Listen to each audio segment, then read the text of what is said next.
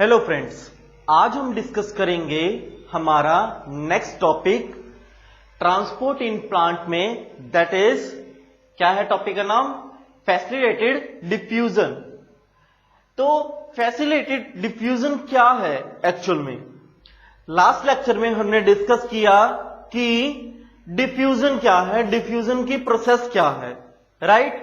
Diffusion means जो highly concentrated area है, यानी जो हायर टू लोअर में डिफ्यूजन होता है।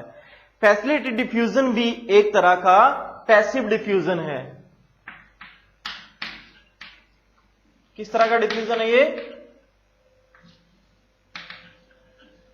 Passive diffusion. पैसिव डिफ्यूजन का मतलब क्या है कि ऐसा डिफ्यूजन जब एक मॉलिक्यूल एक जगह से दूसरी जगह पर ट्रांसपोर्ट होता है, उसको किसी भी तरह की कोई एनर्जी या एटीपी एडेनोसिन ट्राइफॉस्फेट एनर्जी की रिक्वायरमेंट नहीं होती है। इस तरह के डिफ्यूजन को क्या कहते हैं हम? Passive diffusion. अब जरा हम थोड़ा सा डिफरेंस देखते हैं कि फैसिलिटेटेड डिफ्यूजन और नॉर्मल जो डिफ्यूजन प्रोसेस है उसमें डिफरेंस क्या है, राइट? नॉर्मल जो डिफ्यूजन है उसमें हम साइज को अभी मैटर नहीं करते हैं, हालांकि इफेक्ट जरूर करता है, लेकिन पूरी तरह से उसको हम क्रैप अप नहीं करते हैं। लेकिन on the opposite of the facilitated diffusion कुछ फ्यू फैक्टर्स हैं जो कि फैसिलिटेटेड डिफ्यूजन को अकर करते हैं। यानी कोई भी डिफ्यूजन प्रोसेस है, चाहे वो नॉर्मल है चाहे वो फैसिलिटेटेड है, ऐसे डिफ्यूजन क्या है कि बहुत सारे ऐसे फैक्टर्स हैं। लास्ट वीडियो में आपको मैंने एक चीज बताई भी थी कि कौन कौन से फैक्टर अफेक्ट करते हैं सेल के डिफ्यूजन के प्रोसेस में। तो आइए एक बार उन फैक्टर को मैं एक बार वन बाय वन आपको डिटेल में बताता हूं। उसके बाद जब वो फैक्टर आपको समझ में आ जाएंगे तब आपको क्लियर होगा कि फैसिलिटेटेड डिफ्यूजन एक्चुअल में क्या है और उसकी नीड क्यों है एक प्लांट को, राइट? जो पहला फैक्टर है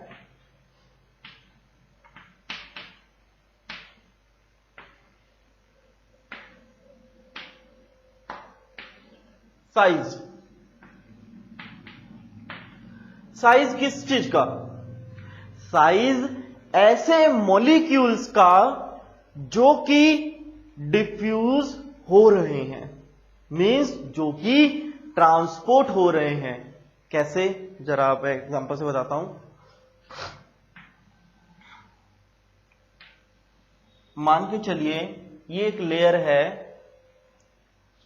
कोई भी एक सेल लेयर मान के चलता हूं, सेल मेम्ब्रेन मान के चल लेते हैं।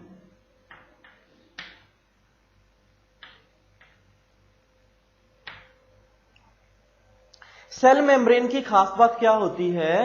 सेल मेम्ब्रेन में बहुत सारे बड़े बड़े साइज के वोक्यूल्स, यानी जो खाली स्पेस अगर मैं कह सकता हूं, ऐसे स्पेसिस पाए जाते हैं for the transportation to one cell to another.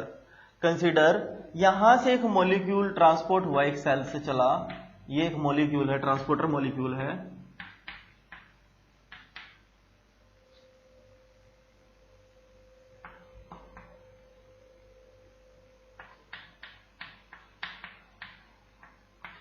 एक ट्रांसपोर्टर मॉलिक्यूल है,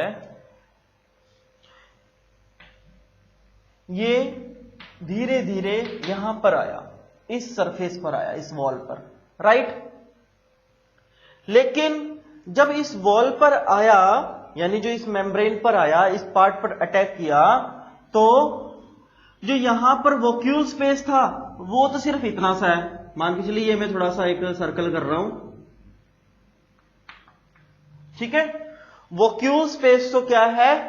इतना सा है, छोटा सा है, ठीक है, एज कंपेयर टू द जो ट्रांसपोर्टर मॉलिक्यूल है। लेकिन ट्रांसपोर्टर मॉलिक्यूल का जो साइज है वो एज कंपेयर टू वोक्यूल बड़ा है, ठीक है? तो यहां पर फिट कैसे होगा? जाएगा कैसे? नहीं जा सकता। तो साइज अफेक्ट करता है। कैसे? इसी एग्जांपल से आप समझिए कि जब मान के चलिए एक छोटा पाइप है, इसी से आपको समझ में आ जाएगा। ये एक पाइप है, ठीक है, पाइप होला होता है ना, अंदर से खाली होता है, ठीक है, और एक कोई बड़ा पत्थर है मान के चलिए, मुझे इस पाइप में डालना है, ठीक है, और बिना तोड़े, तो क्या होगा कि इसमें नहीं जाएगा, बिकॉज दैट उसका मुंह जो पाइप का है वो छोटा है, अगर जाएगा भी तो उस प्लास्टिक वाले जो पाइप है उसको तोड़ देगा, या आयरन का जो उसको ब्रेक करेगा, इफेक्ट करेगा कुछ ना कुछ। तो सिमिलरली जैसे छोटे साइज में अगर मान लीजिए स्मॉल होल है, तो ये बड़ा जो मॉलिक्यूल है इसी तरह से सेल मेम्ब्रेन में वो एंटर नहीं कर सकता है। तो ये एक बहुत बड़ा रीजन है ट्रांसपोर्ट प्रोसेस को होल्ड करने का, जो इसीलिए रिक्वायरमेंट किस चीज की हुई, फैसिलिटेड डिफ्यूजन की हुई, बिकॉज ऑफ दैट कि साइज वहां पर अफेक्ट कर रहा है। अब जब ये सारे मैं आपको रीजन बता दूंगा कौन कौन से फैक्टर अफेक्ट कर रहे हैं, फैक्टर अफेक्ट करने के रीजंस के बाद, because of that simple diffusion process में भी कुछ अफेक्ट करते थे, लेकिन उसका थोड़ा सा चेंज है, यहां पर कुछ एक पॉइंट सेम भी है और कुछ एक चेंज भी है, ठीक है, तो आपको वहां से क्लियर हो जाएगा। तो इसलिए पहला जो रीजन है वो क्या है, साइज है। जो ट्रांसपोर्टर मॉलिक्यूल का जब साइज जो वॉक्यूल स्पेस से जब बड़ा हो जाता है तो वहां पर जो फैसिलिटेड डिफ्यूजन होता है, और डिफ्यूज तो होगा ही, मॉलिक्यूल जाएगा तो सही, लेकिन वो किसी की हेल्प से जाएगा। नेक्स्ट है रीजन solubility of lipids।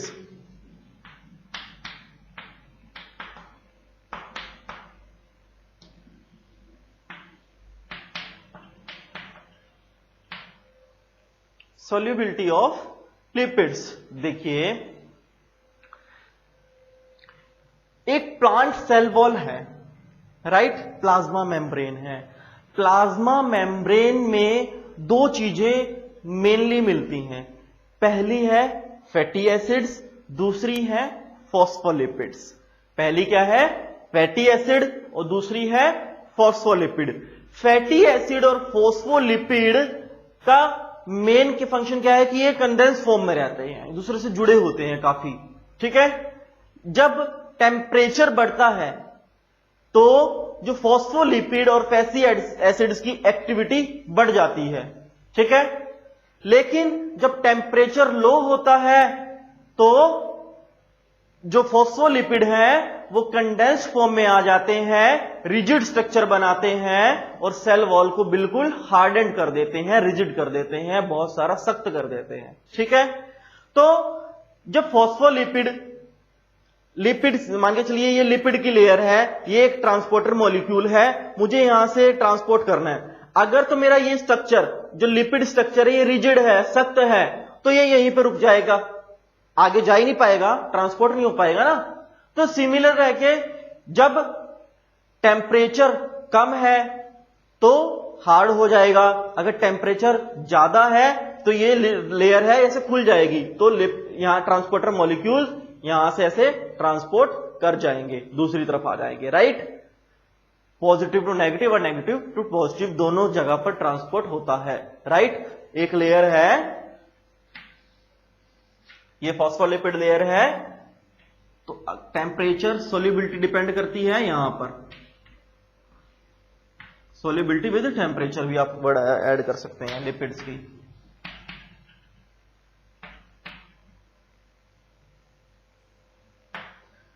ये ट्रांसपोर्टर मॉलिक्यूल है, अगर टेम्परेचर लो है तो ये हार्ड हो जाएगी, तो ये कोई भी स्पेस नहीं देगी, हार्ड हो जाएगी मतलब एक ही लेयर 2-3 लेयर्स का काम करेंगी, ठीक है। लेकिन जब ये टेम्परेचर कम है तो यहां से ये ट्रांसपोर्ट हो जाएगी, बिकॉज दैट ये स्पेस बना लेती है, ब्रेक हो जाती है, ठीक है। तो that is the solubility of the lipids. यहां पर एक मोस्ट इंपोर्टेंट फैक्टर है फैसिलिटेटेड डिफ्यूजन के लिए। ठीक है, जब ऐसा प्रोसेस आ जाए जब टेम्परेचर इफेक्ट करता है तब भी वहां पर फैसिलिटेटेड डिफ्यूजन ही काम आता है। ठीक है, उसके बाद है थर्ड रीजन हाइड्रोफिलिक।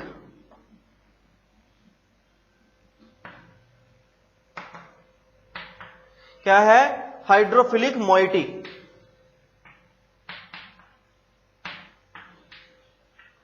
ऐसे मॉलिक्यूल जो हाइड्रोफिलिक हैं, ठीक है, वो भी ट्रांसपोर्ट करने में थोड़ा सा समय लगाते हैं, ज्यादा लगाते हैं as compare to the hydrophobic. ठीक है, तो आपको ये एक पॉइंट आपको याद रखना है, ये ज्यादा इंपॉर्टेंट नहीं है लेकिन आपके एग्जाम के लिए थोड़ा सा आपको याद रखना चाहिए कि ये सब पॉइंट भी है, ये भी इफेक्ट करता है। ठीक है, फोर्थ है आपका कंसेंट्रेशन ग्रेडियंट।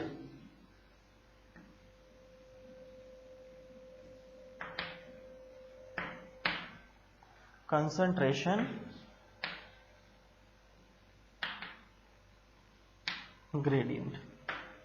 कंसेंट्रेशन ग्रेडियंट का मतलब क्या है कि जब कोई भी, अगर मैं एक छोटी सी एक एग्जांपल से आपको बताऊंगा तो वहां से आपको क्लियर हो जाएगा एक चीज कि एक बैलून है, ठीक है, एक बैलून में हमने वाटर डाला, वाटर के एक कलर हमने मिक्स करके एक कलरिश वाला वाटर का हमने बैलून एक फिल किया।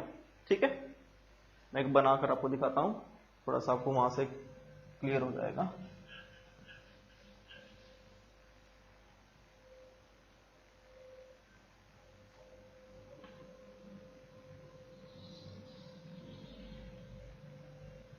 ठीक है, अब हमने क्या किया कि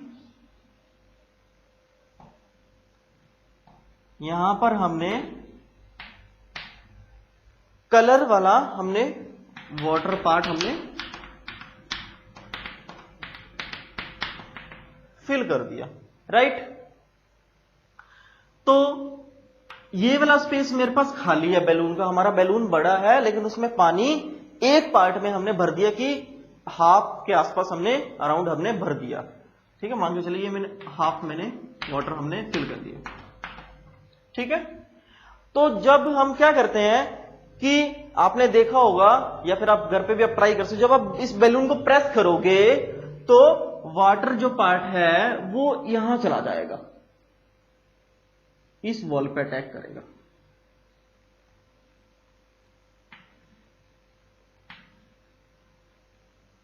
ठीक है, तो ये कुछ इस तरह से शो करेगा आपको।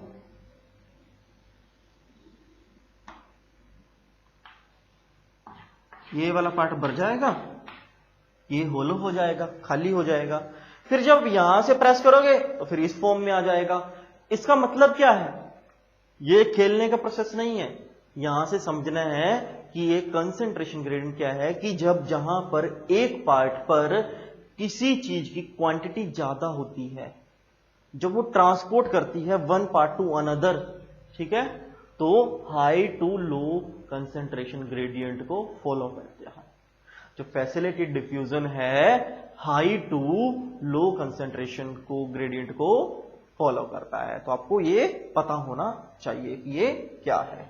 ठीक है, तो ये चार फैक्टर हैं, पहला size, solubility of lipid, hydrophilic in moiety and concentration gradient. तो ये चार चीजें आप ये फैक्टर इफेक्ट करते हैं।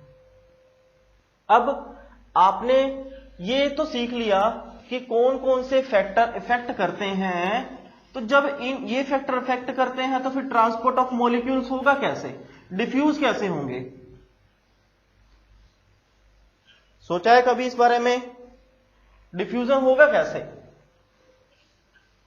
मॉलिक्यूल्स का एक सेल से दूसरे सेल में, एक मेम्ब्रेन से दूसरी मेम्ब्रेन में ट्रांसपोर्टेशन होगा कैसे? ये होगा with the help of protein molecules.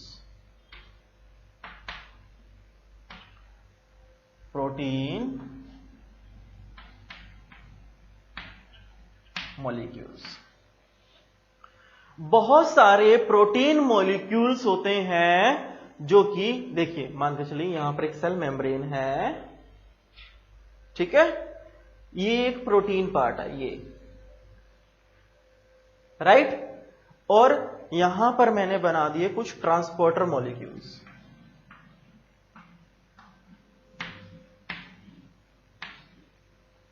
ये क्या है?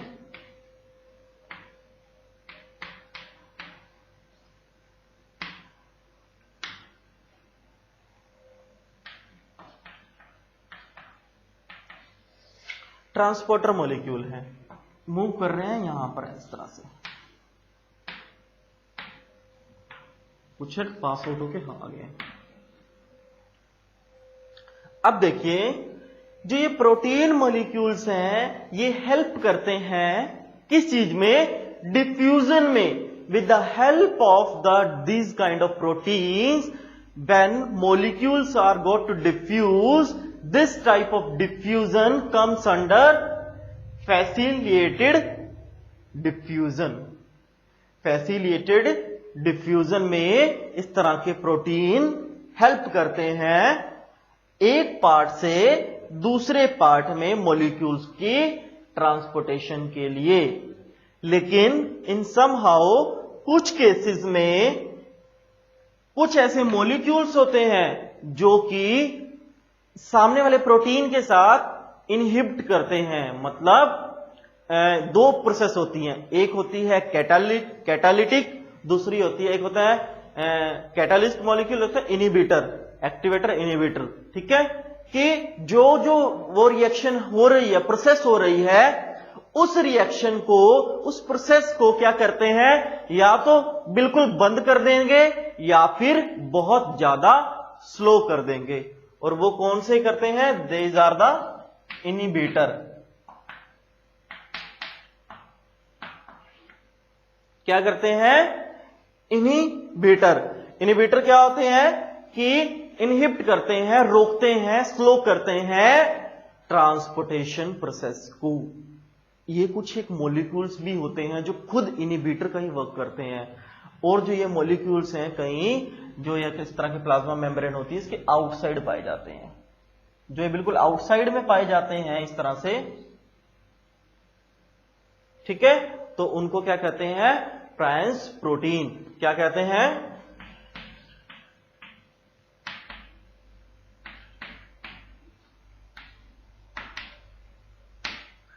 ट्रांस प्रोटीन्स क्या है कि ऐसे प्रोटीन जो कि outside of the cell membrane है। क्या है? Outside of the cell membrane है, जैसे बैक्टीरिया में माइटोकॉन्ड्रिया के साइड पर। ठीक है, इस तरह से आपको मिल जाएंगे, तो उनको क्या कहते हैं? Trans protein. ये क्या करते हैं? हेल्प तो करते ही हैं, ठीक है, ट्रांसपोर्टेशन में, बट सिमिलरली कई बार ऐसे प्रोटीन्स क्या करते हैं जो ट्रांसपोर्टेशन प्रोसेस को इनहिबिट भी करते हैं। तो ऐसी कैटेगरी किसमें आती है? फैसिलिटेटेड डिफ्यूजन में। ठीक है, और कई बार क्या सेल मेम्ब्रेन क्या होता है, बिल्कुल सेंटर में भी होते हैं जो इनहिबिट नहीं करते हैं, नॉर्मल प्रोसेस करेंगे।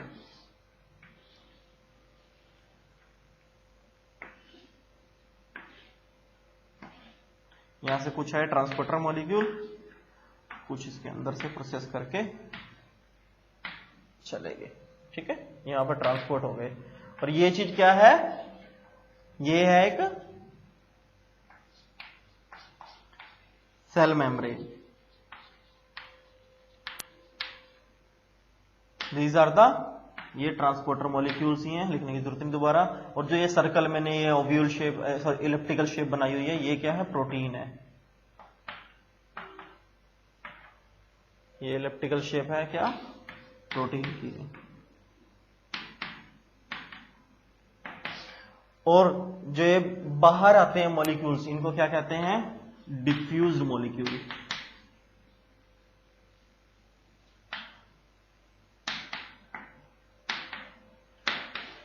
क्या कहते हैं? Diffused molecule. तो फ्रेंड्स, यहां पर आपका फैसिलिटेटेड डिफ्यूजन फिनिश होता है।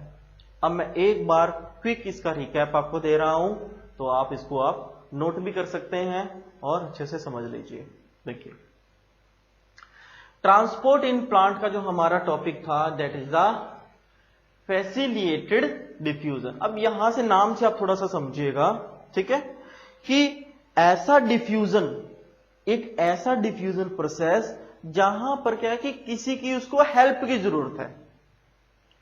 ठीक है, एक पार्ट से, जैसे मान के चलिए आपको गाड़ी ड्राइव करनी नहीं आती लेकिन आपके पास गाड़ी है।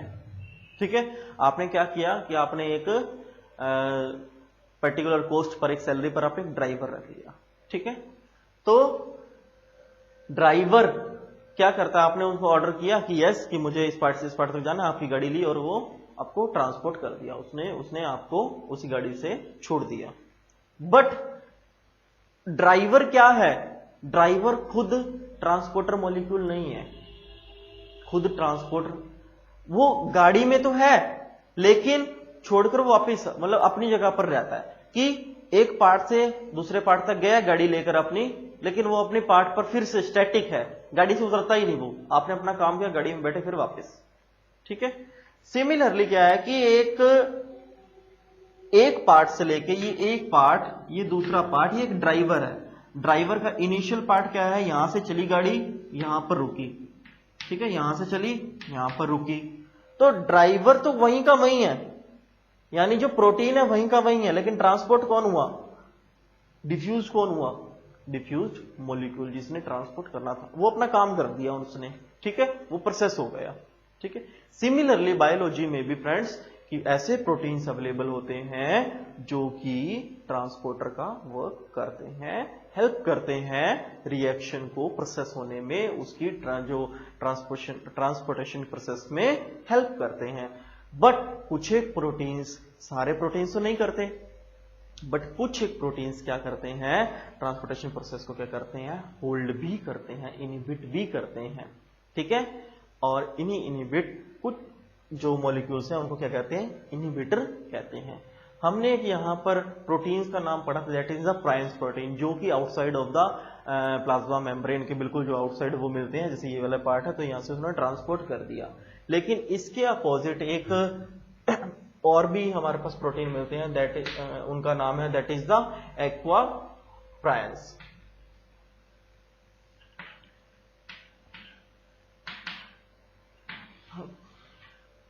ये 8 तरह के ऐसे 8 टाइप्स होते हैं, इनके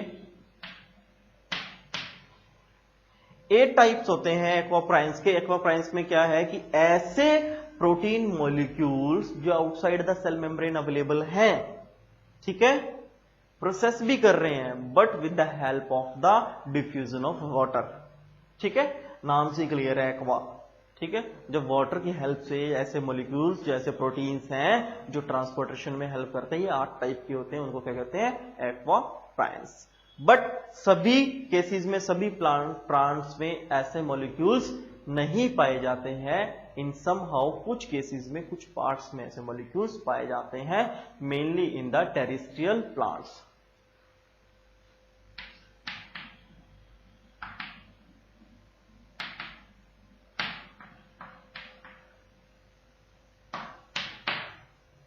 टेरेस्ट्रियल प्लांट्स में ऐसे मॉलिक्यूल्स पाए जाते हैं, तो आपको पता होना चाहिए। एक बार मैं इसको एक फ्लो चार्ट के थ्रू एक जर्नल में आपको बता रहा हूं, ताकि आपके नोट्स के लिए भी इंपॉर्टेंट है और आपको इजी समझने में भी हो जाएगा।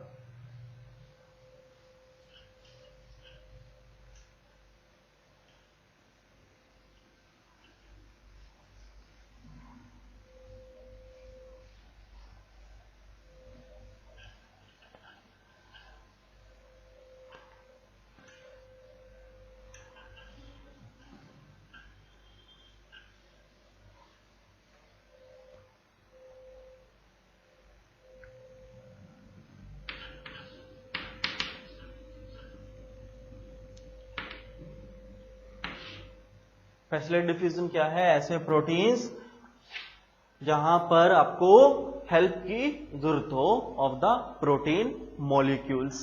ठीक है, कैसी प्रोसेस है ये, पैसिव प्रोसेस है। कुछ कैरेक्टरिस्टिक्स आपको लिखना चाहिए। इनको फैक्टर कौन कौन सा इफेक्ट करते हैं,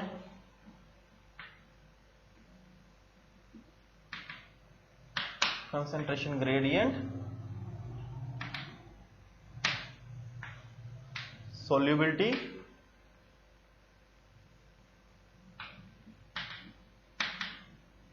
किस चीज की, solubility of lipids।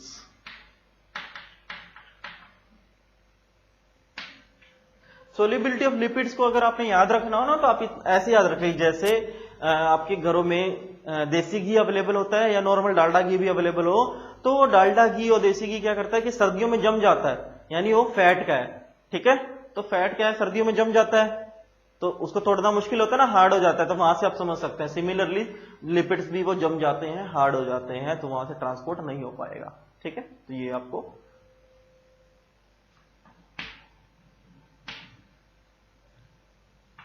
Hydrophilic in nature, hydrophilic moiety.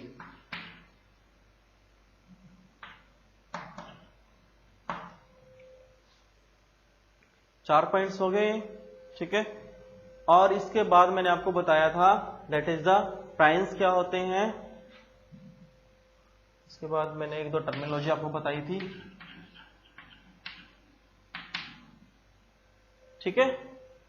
प्राइंस protein,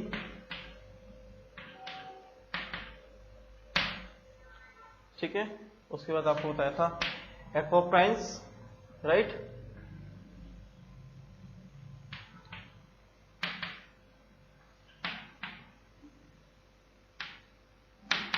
ठीक है, ये बताया। और उसके बाद आपको एक डायग्राम बताया था प्लाज्मा मेम्ब्रेन का, एक डायग्राम से आपको समझाया था इस तरह से।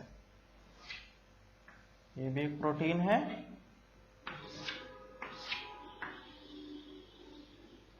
ये भी एक प्रोटीन है, ये दोनों स्ट्रक्चर किस चीज के हैं, प्रोटीन के हैं। और ये दोनों स्ट्रक्चर किस चीज के हैं, सेल मेम्ब्रेन के, ठीक है। सेल मेम्ब्रेन है,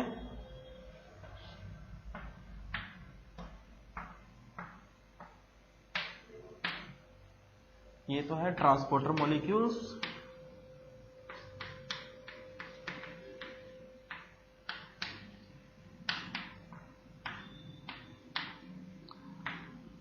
आउटसाइड आउटर वॉल है या आउटर मेम्ब्रेन भी कह सकते हैं,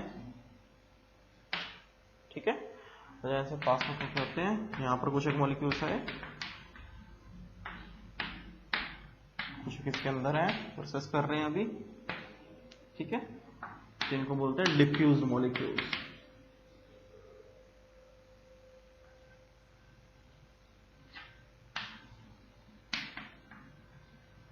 क्या कहते हैं, डिफ्यूज मॉलिक्यूल। और इस टोटल प्रोसेस को क्या कहते हैं, इस तरह के डिफ्यूजन को, जहां पर प्रोटीन की हेल्प से डिफ्यूजन हो रहा हो, that is the facilitated diffusion. क्या कहते हैं, फैसिलिटेटेड डिफ्यूजन कहते हैं। तो ये आपको पता होना चाहिए। इसके साथ अब हमारा जो ये फैसिलिटेटेड डिफ्यूजन का टॉपिक यहीं पर फिनिश होता है, ठीक है। और मैं आपको ये कहना चाहूंगा कि हमारा जो नेक्स्ट टॉपिक हम पढ़ेंगे एक्टिव ट्रांसपोर्ट। क्या पढ़ेंगे हम, एक्टिव ट्रांसपोर्ट। एक्टिव ट्रांसपोर्ट के साथ हम तीनों डिफ्यूजन का, नॉर्मल डिफ्यूजन, फैसिलिटेटेड डिफ्यूजन और लास्ट एक्टिव ट्रांसपोर्ट का हम डिफरेंस भी समझेंगे, ठीक है। तो आपको पता होना चाहिए कि तीनों का डिफरेंस क्या है। ये आपके एग्जाम में 3 to 5 मार्क्स का क्वेश्चन आ सकता है।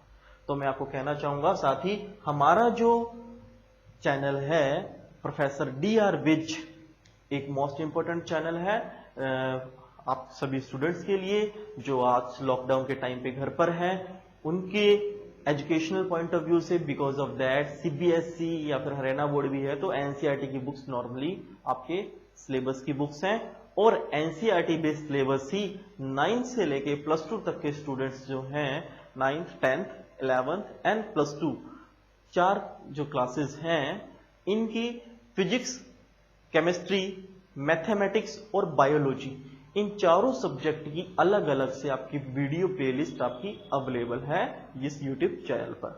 यहां पर इस चैनल पर जाकर आप ज्यादा से ज्यादा आप सब्सक्राइब कर सकते हैं और बेल आइकन को प्रेस करके आप नोटिफिकेशन को ऑन भी कर सकते हैं। अपने सीनियर, जूनियर्स, अपने कुलीग्स को, अपने सभी फ्रेंड सर्कल में एंड अपने टीचर्स को भी इवन दैट आप शेयर कर सकते हैं कि यहां पर हमें यहां से अच्छी नॉलेज मिल रही है। और आप सभी अपने स्टूडेंट्स के, अपने जो कलीग्स हैं, अपने फ्रेंड्स हैं, सीनियर जूनियर्स को शेयर करके उनकी भी हेल्प कर सकते हैं, अपना सिलेबस यहां से कवर अप कर सकते हैं। और इन वीडियोस को देखकर आप अपनी नॉलेज को, अपने कैरियर को बिल्डअप कर सकते हैं। Thank you so much.